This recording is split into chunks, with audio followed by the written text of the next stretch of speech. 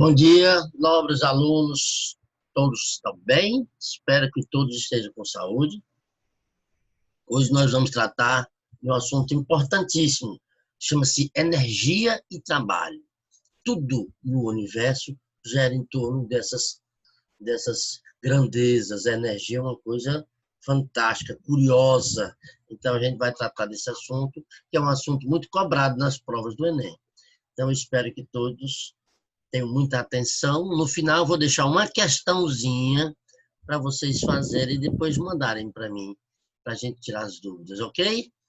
Então, vamos lá para o primeiro conceito, né? Que é, a gente usa esse termo energia, né?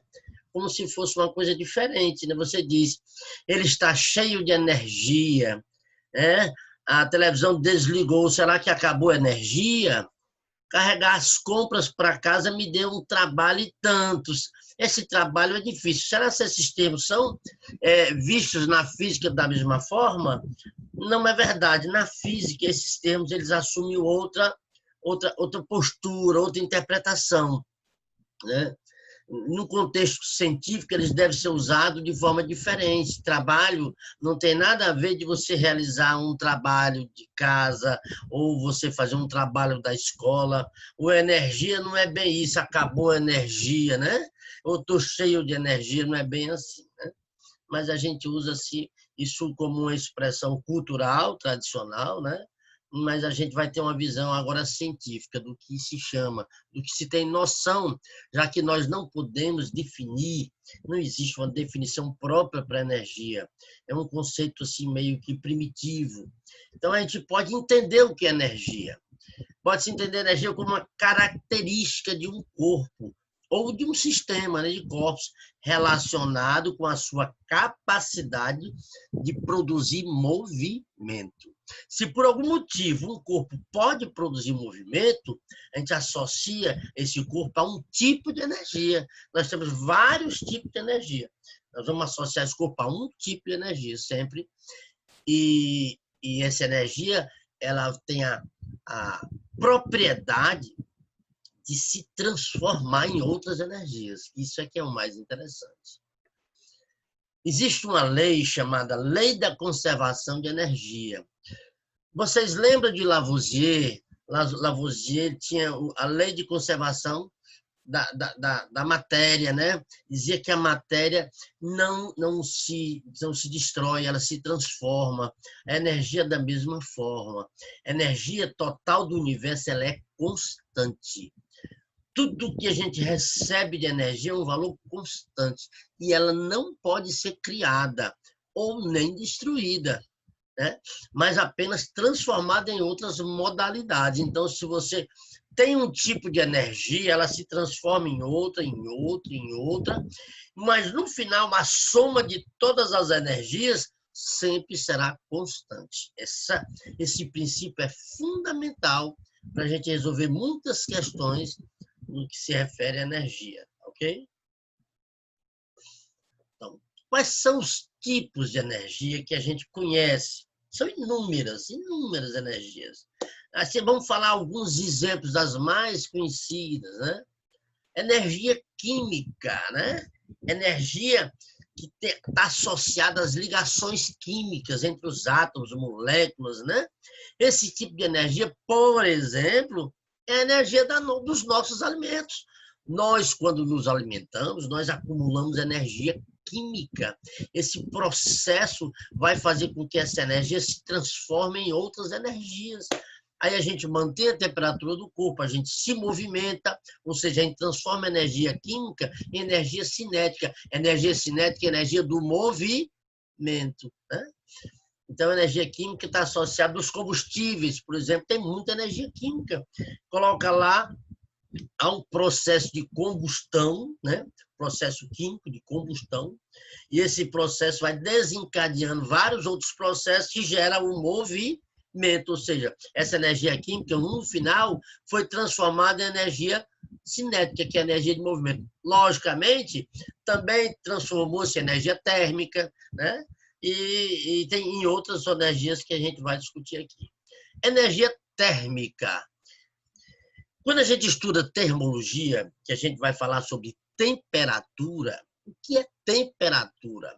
Nada mais é do que a agitação das moléculas, né? Dos átomos, das partículas de uma substância que começam a se movimentar, e essa energia cinética, né? À medida que vai aumentando, vai gerando uma mudança de temperatura, ou seja, ela vai se transformando em energia térmica, né?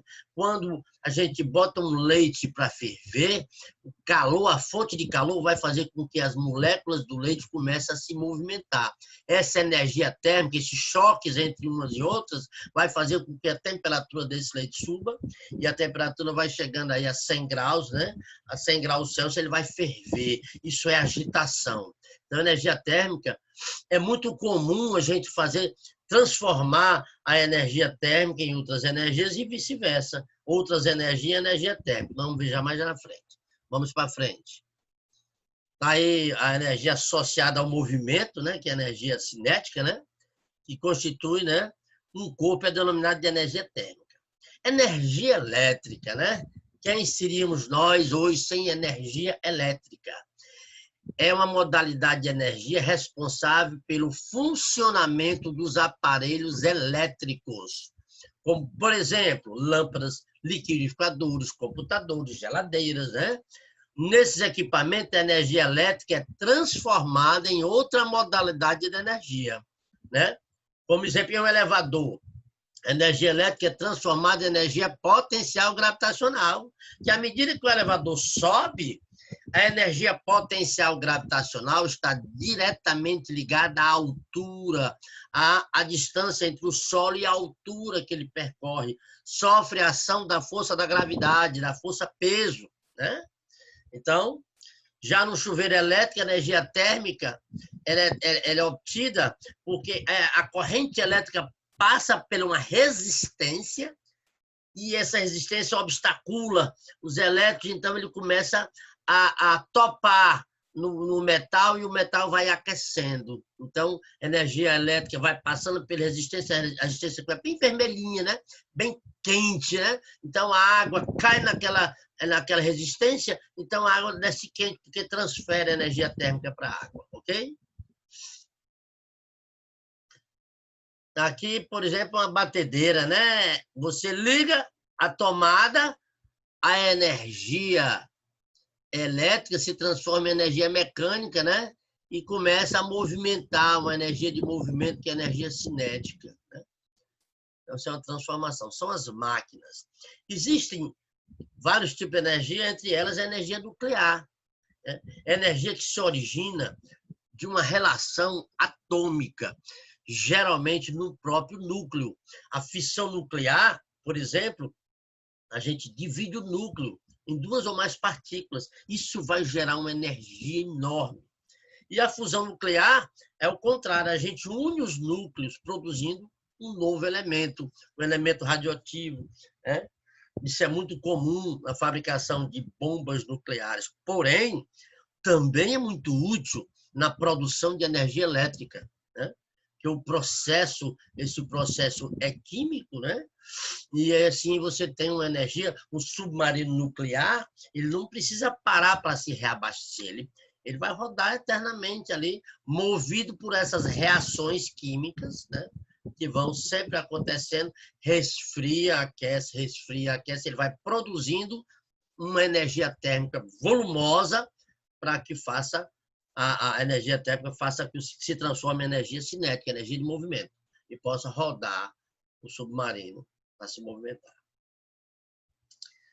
Essas transformações são características fundamentais da energia, né? E interessante que ela pode ser pode haver várias transformações. Você pode pegar um tipo de energia que vai se transformando em outro, em outro, em outro, em outro. No final, a soma será constante. Se o sistema for um sistema fechado, né? Se o sistema for aberto, essa soma não será constante, porque parte da energia se dissipou na natureza, mas ela está lá, a soma continua sendo constante. Os dispositivos que conseguem transformar um tipo de energia em outro são denominados máquina. A máquina é o que transforma um tipo de energia em outra. Vamos ver alguns tipos de máquinas que fazem transformações. Ó, a lâmpada é considerada como uma máquina porque a lâmpada ela recebe energia elétrica, transforma essa energia elétrica em energia radiante, luminosa, e em energia térmica. O homem busca até hoje uma maneira de uma lâmpada esquentar o mínimo possível, ou seja, dissipar calor o mínimo possível. Porque quando você dissipa esse calor, você perde, né? Você perde energia para o meio ambiente, né? Então, a lâmpada é um tipo de máquina. O arco e flecha é uma máquina, porque ele transforma a energia potencial elástica, o cara estica, vira uma energia potencial, porque ela está pronta para ser usada. Quando ele solta a flecha é transformada em energia cinética. Esse movimento da flecha é energia de movimento, lembra? Energia cinética está associada ao movimento. A usina hidrelétrica ela tem uma série de transformações. Basicamente, ela está uma barreira, uma barragem, que acumula água numa determinada altura. Essa água, devido estar a uma determinada altura do solo, ela possui uma energia potencial gravitacional. Aí nós temos os tubos que saem, onde a água desce com muita velocidade. Essa energia potencial gravitacional se transforma em energia cinética. Essa energia cinética vai passar pelas turbinas, girar essa turbina dentro de um gerador eletromagnético e essa energia potencial que começou termina como energia elétrica, né? Uma série de transformações. É um processo interessante. Alto-falante, né? O somzão ligado. De onde vem esse som? Se eu ligo na tomada, eu ligo o rádio e escuto a música. Por quê? Porque a energia elétrica ela vai vai se transformar em energia sonora, através de vibrações, né? De vibrações, de ondas, né? De ondas, ela começa a vibrar o ar, nosso ouvido vai captar e vai transformar no nosso cérebro, né? Interessante isso aí. O corpo humano, como já falei, ele acumula energia química e transforma em energia térmica, sonora, eu estou falando, ó, cinética, de movimento. Isso tudo, se eu não comer nada, eu não tenho força para fazer nada, né? A televisão também transforma a energia elétrica em sonora, radiante, luminosa, né? Só falta falar a televisãozinha, né? Então, são tipos de máquinas. E essas transformações, não preciso dizer para vocês da importância da nossa vida, né? E o homem, cada dia, aprende mais a transformar as energias da natureza. Essas energias já existem na natureza. Não foi o homem que criou, não. Elas estavam aqui, prontas para a gente se apropriar dessa energia e transformar ela em outras energias. Eu fiz aqui um exercício assim, proposto, mas esse aqui eu vou resolver com vocês, né? Eu vou só comentar. Imagine que você esteja reunido com sua família, assistindo a televisão, e que de repente ocorra um blackout, um apagão de energia elétrica. Uma pessoa diz, a energia acabou. Do ponto de vista da física, essa afirmação é correta? Justifique a resposta. Eu posso afirmar que não. Ela não é correta. No ponto de vista cultural, todos nós falamos isso. Mas a energia não acaba. A energia não acaba. Ela se transforma. E se não existe energia, que na verdade não é energia, é uma energia elétrica, né? Uma corrente elétrica que foi interrompida por algum motivo, em algum ponto, ela não está sendo transferida pela rede de distribuição. Mas a energia não acaba. Princípio da conservação de energia, a energia não se cria, não se destrói. Então, do ponto de vista da física, isso não é bem verdade. É correto afirmar que a maior parte dos tipos de energia com os quais lidamos no dia a dia é proveniente de algum modo do Sol? Explique isso. Com certeza. Por exemplo, professor, uma planta. Nós nos alimentamos de várias plantas. As plantas recebem energias solares, fazem fotossíntese, tudo começa da energia do sol, né? vários processos elétricos que são provenientes da energia do Sol. O Sol é nossa vida. Um planeta sem o Sol, nós estaríamos mortos. O equilíbrio termostático, tudo por tudo, o Sol está presente na nossa vida. É necessário o Sol. Então, é justo que o Sol seja um dos maiores exponentes de produção de energia dentro da nossa vida. E aí ele manda explicar, identificar algumas transformações de energia que ocorrem durante o funcionamento de um automóvel. Nós já falamos, energia química que se transforma em energia cinética, em energia térmica, porque o motor fica pegando fogo. O ferro elétrico, de passar roupa. Ora, entra a energia elétrica, aquece uma resistência, se transforma em energia térmica, engoma a roupinha, fica tudo bem quentinho. Uma pilha é um processo químico, né? Dos eletrodos lá, é o ânion e o cátodo, né? E eles vão gerar energia elétrica através de uma energia química. É uma transformação de energia química em energia elétrica. Computador, ele entra energia elétrica, transforma em energia sonora, radiante, térmica, tudo por tudo são transformados através da energia elétrica. O secador de cabelo, mesmo processo do ferro elétrico. Ele entra energia elétrica, tem uma resistência, aquece. O ar, uma energia cinética que é gerada, joga o ar por cima de uma resistência quente e aquele ar sai quente, né? Então, uma transformação de energia elétrica, energia térmica, energia cinética, ok? Então, questão aí fácil. Essas questões caem da mesma forma que eu estou falando. Bom, e o que é o trabalho de uma força, né? Interessante que a energia adquirida, ela é transferida por um corpo e pode ser quantificada por uma grandeza chamada de trabalho. O trabalho de uma força. Trata-se de uma grandeza escalar, não é vetorial.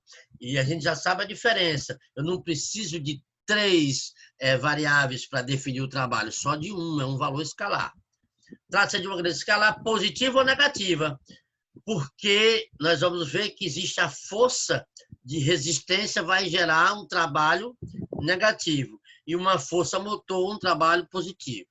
Basicamente, o trabalho indica se a força atuando sozinha sobre um corpo contribui para acelerar esse corpo com ganho de energia ou retardar esse corpo com perda de energia.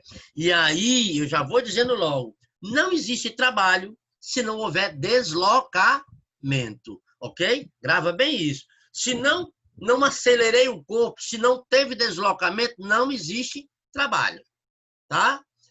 Então, observe, por exemplo, a cena retratada de uma menina puxando um carrinho com um menino e um cachorro. Durante o deslocamento, é possível dizer que a menina se cansa, pois transfere energia para o carrinho. A energia transferida pode ser calculada pelo trabalho de uma força que ela aplica no carrinho para movimentá-lo. Vamos ver essa cena. Aí tem a bichinha puxando um carrinho com um cachorro, 2 folgados dentro do carrinho, e a bichinha, ela cansa, porque tanto ela recebe energia, né? Retira energia do movimento que ela está fazendo, né? Como ela produz energia para o carrinho.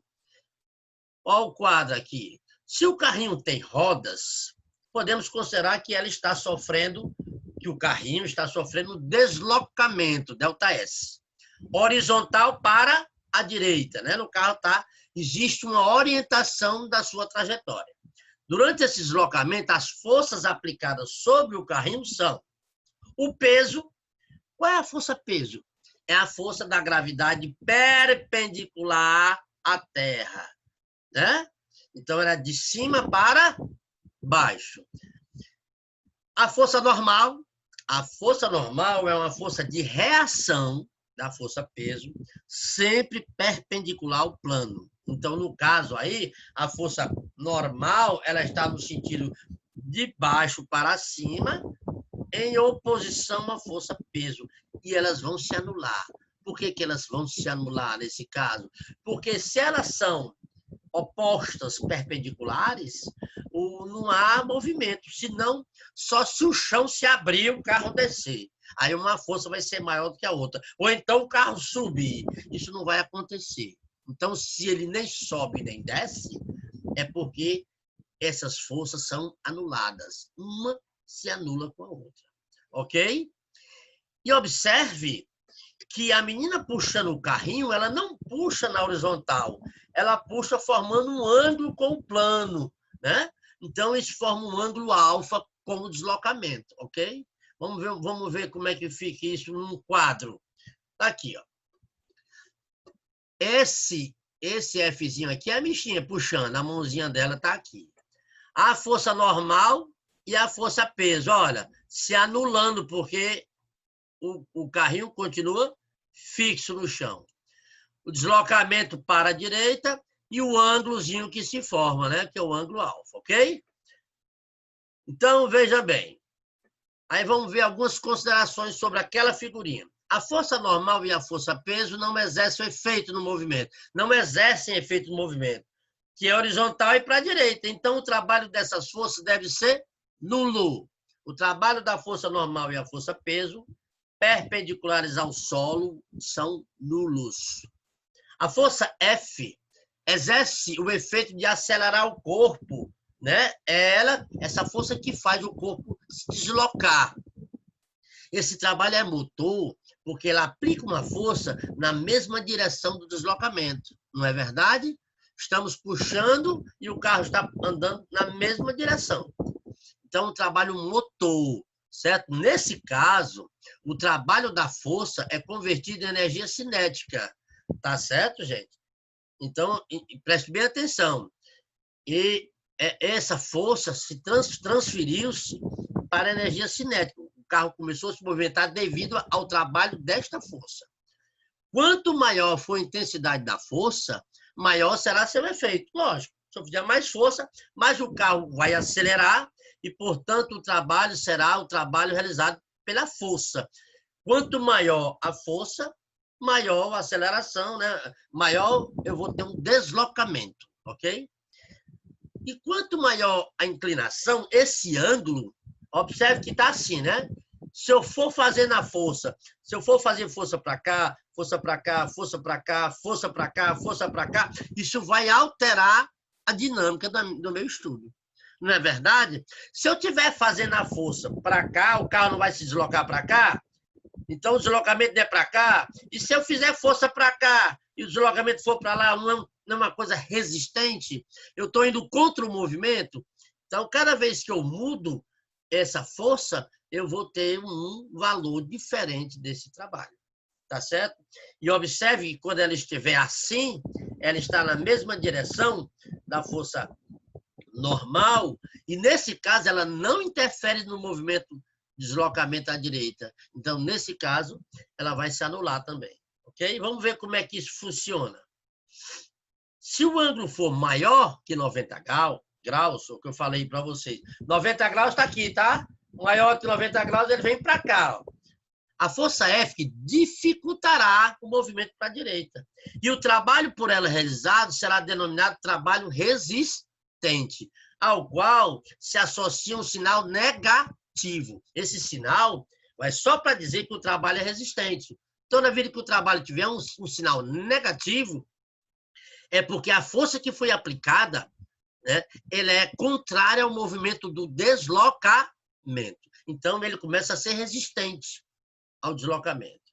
Tá certo? O que indica uma redução de energia cinética no corpo. Lógico, se eu estou fazendo força contrária, a tendência é o corpo parar. Né? Eu tô indo contra o movimento. A mesma coisa é de eu frear um carro. Né? Cada vez que eu vou freando, essa força de atrito do freio vai fazendo com que o carro pare. É a mesma coisa. Se eu vou puxando o carro contrário ao movimento, a tendência é que ele pare. Olha os esquemazinhos aí. Ó. Né? Aí eu estou mostrando aqui. Nesse primeiro caso, se o ângulo é zero, ou seja, se a força é paralela ao deslocamento, manda muito mais rápido, né? Se eu me abaixar e puxar, por exemplo, estou aqui puxando o carro assim, ele vem muito fácil, muito mais fácil, não vem não? À medida que eu vou levantando para puxar assim, dificulta mais. Então, é isso que ele está mostrando. Se eu levanto, dificulta mais. Se eu levanto aqui, aí é que dificulta. Eu estou contrário ao movimento. É isso que ele está mostrando nessas figuras. Observação. Isso é interessante porque é uma questão de cultura. O conceito de trabalho está relacionado a forças, não a objetos. Não é o carrinho que trabalha. Por isso, na linguagem científica, expressões como o trabalho do carro, o trabalho do gás, o trabalho do elevador, não é verdade. São incorretas. Você tem que dizer o trabalho da força peso, o trabalho da força de atrito, o trabalho da força elétrica, né? Então, o trabalho da força F, que a menina está puxando o carrinho, né? Então, vocês têm que perceber que o trabalho é de uma força e não do objeto, ok? E aí tem aí a famosa fórmula que vai definir o trabalho. O trabalho simplesmente é um produto entre a força, o deslocamento e o cosseno do ângulo de inclinação com o deslocamento. E a sua unidade é joule, ok? A força é dada em joule, ok? Bom, aí, analisando a expressão acima, concluímos que quanto maior for a força e maior o deslocamento, maior será o módulo do trabalho. Lógico, né? E aí, maior será a quantidade de energia transferida de um corpo a outro. Se o trabalho é maior, a transferência de energia também é maior. E se o sinal for negativo, o inverso, ok? Observe que é importante que vocês tenham um conceito de cosseno do alfa, né? Qual é o cosseno de um ângulo? Quanto é que vale? Como é calculado, né? Depois, no final, vou mostrar um resumozinho só para lembrar como é que calcula o cosseno. Digamos que esse ângulo aqui, esse ângulo alfa, esteja entre 0, né, e entre 90 graus. Esteja aqui nessa faixa, né, que ele está, tá? Nesse caso, o trabalho sempre será positivo. Por quê, professor? Porque o cosseno de 0 é 1, como se fosse aqui um ciclo, ó. Aqui seria 1, o cosseno seria isso aqui, se fosse isso. Então, ele é entre 0 e 1, ele vai ser 0 aqui em cima, em 90 graus, o cosseno do ângulo. Então, a expressão é força vezes deslocamento vezes cosseno. Se o cosseno é positivo, o trabalho também será positivo. Se ele for igual a 90 graus, o cosseno de 90 graus é 0. E observe aqui, essa expressão aqui, se o cosseno de 90 graus é 0, isso aqui é 0, né? Se isso aqui é 0, 0 vezes qualquer coisa, o trabalho é quanto? O trabalho também será 0. Será nulo. Por quê? Porque o cosseno seria nulo. Então, quando o ângulo for igual a 90 graus, o trabalho é nulo, que é o caso da força-peso e da força normal, né? Porque a força-peso forma com o ângulo do deslocamento do carrinho 90 graus. Cosseno de 90 graus é 0. A normal forma com o ângulo do carrinho 90 graus. O cosseno de 90 graus é 0. Então, o trabalho realizado pela força-peso e pela força normal, nesse caso do carrinho, é nulo, tá? Vai mudar quando nós estivermos estudando o plano inclinado, que aí a força-peso vai formar ângulos diferentes e não 90 graus. Aí a força-peso vai realizar um trabalho.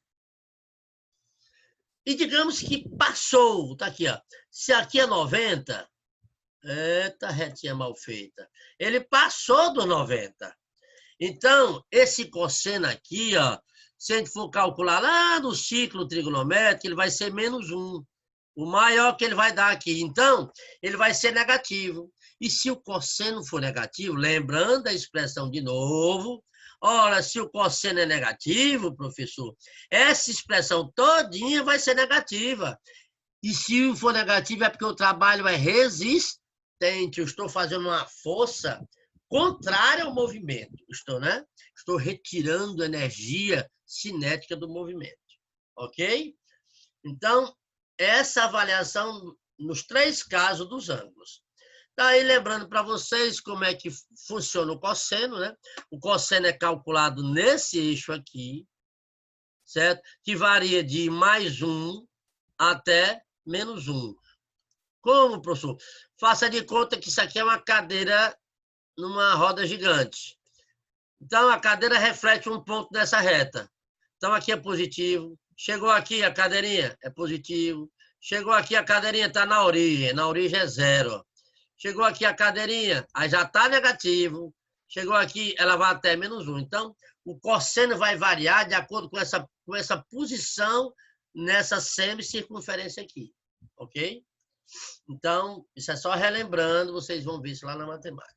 Por fim, gente, tem um exercício resolvido que diz o seguinte: um corpo A se desloca 10 metros em um plano horizontal sobre a ação das forças F1, F2, F3 e F4, de acordo com a figura ao lado, aqui é a figurinha. Sabendo que as forças têm a mesma intensidade, F1, F2, F3, F4, tem intensidade de 20 newtons, unidade de força é newton, e que formam, respectivamente, os ângulos α1, α2, α3 e α4. Está aqui, α1, α2, α3, α4, ok? Com a direção do deslocamento. O deslocamento, presta atenção, o deslocamento ele é constante, para cá. Esse aqui é o deslocamento. E a força vai formando ângulos diferentes com o deslocamento. Ele pede para calcular o trabalho realizado em cada caso. Olha, ele dá os valores de cosseno. Cosseno de 0 é 1. Cosseno de 90 é 0. Cosseno de 60, 0,5. Cosseno de 120, menos 0,5. Ok? Então, vamos calcular o trabalho, a força, a relação que a gente vai usar, matemática, é sempre essa. Trabalho, força vezes deslocamento vezes cosseno do ângulo. Trabalho 1, realizado pela força 1. A força 1 é 20 newtons, são 20 newtons. Né? 10, o que é 10? É o deslocamento, 10 metros, né? O trabalho, cosseno de 0, quanto foi que ele deu? Cosseno de 0 é 1, não é isso? Cosseno de 0 é 1. Então, 20 vezes 10 vezes 1, 200 joules. E assim nós vamos fazer, perdão. Força 2, 20, que é a força constante, vezes 10, que é o deslocamento. O cosseno de 60 é quanto? Cosseno de 60, 0,5. Então, 20 vezes 10 vezes 0,5 vai dar 100, né?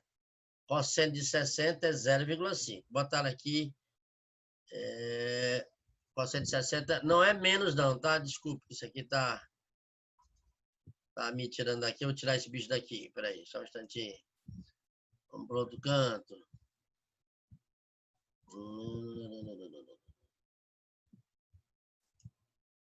Não sumiu, não. Mas vamos desabilitar. Bom, você calculando aqui não tem o que fazer. A força 3, ó. Na força 3 é 20, a força é constante. O alfa 3 é 90, cosseno de 90, né? 0. Quando você bota isso aqui 0, ó, 20 vezes 10 vezes 0 dá 0. E da força 4, aí o ângulo já é negativo, tá vendo? Ó? A força 4 ó, já faz esse alfa 4 todinho aqui. E nesse caso, o cosseno aqui será negativo. Então, o trabalho aqui será resistente. Aqui, gente, está negativo. Eu queria até que vocês desconsiderassem. Isso aqui não é negativo. Isso aqui é positivo.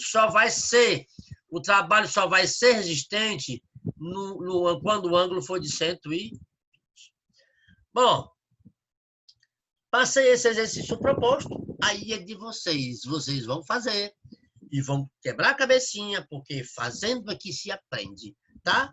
E os meus contatos, quem tem, sabe, pode mandar as dúvidas da questão, já pode mandar ela resolvida, a gente vai bonificar os meus alunos com alguma notazinha, né, que é o que vocês gostam, né? E se for uma pessoa de fora, pode mandar a dúvida lá no nosso canal do YouTube, né, Professor Sarto, né? ou no Classroom, quem for meu aluno, né? E meu aluno também pode usar o YouTube, lógico. Tá bom? Boa sorte, desejo tudo de bom para vocês e que tenham cuidado com a saúde e vamos aguardar só o final dessa pandemia para a gente se encontrar outra vez, tá? Bom dia.